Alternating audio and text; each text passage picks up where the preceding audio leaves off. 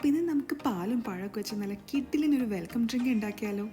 അതിന് വേണ്ടിയിട്ട് ഞാനിപ്പോൾ 2 പഴുത്ത റോബസ്റ്റ പഴം എടുത്തിട്ടുണ്ട്. അപ്പോൾ അതിൽ ഒരെണ്ണം നമുക്ക് ഇതേപോലെ ഒന്ന് അരിഞ്ഞെടുക്കണം. ഇനി ഇത് നമുക്കൊരു മിക്സിയുടെ ജാറിലേക്ക് ഇട്ട് കൊടുക്കാം.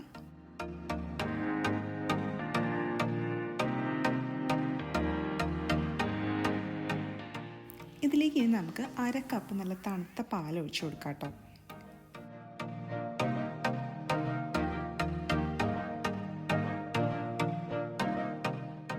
പിന്നെ 1/2 ടീസ്പൂൺ വാനില എസൻസും 2 ടീസ്പൂൺ പഞ്ചസാരയും ചേർത്ത് കൊടുക്കാം.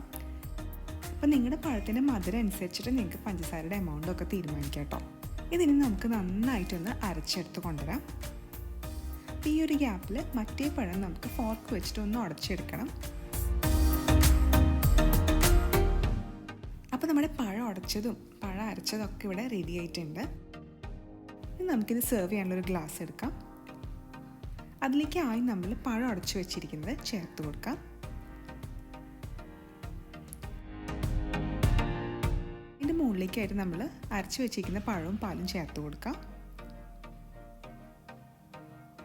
ഇനി അതിൻ്റെ മുകളിലേക്ക് നല്ല തണുത്ത പാലും കൂടി ചേർത്ത് കൊടുക്കാം.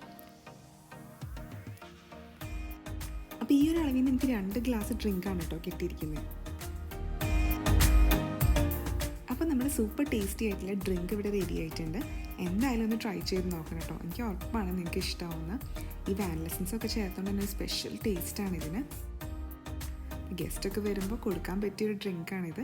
അപ്പോൾ ട്രൈ ചെയ്ത് നോക്കിയിട്ട് ഇഷ്ടമാവുകയാണെങ്കിൽ നമ്മുടെ ചാനൽ സബ്സ്ക്രൈബ് ചെയ്യാൻ മറക്കരുത് കേട്ടോ. Thank you for watching. Bye bye.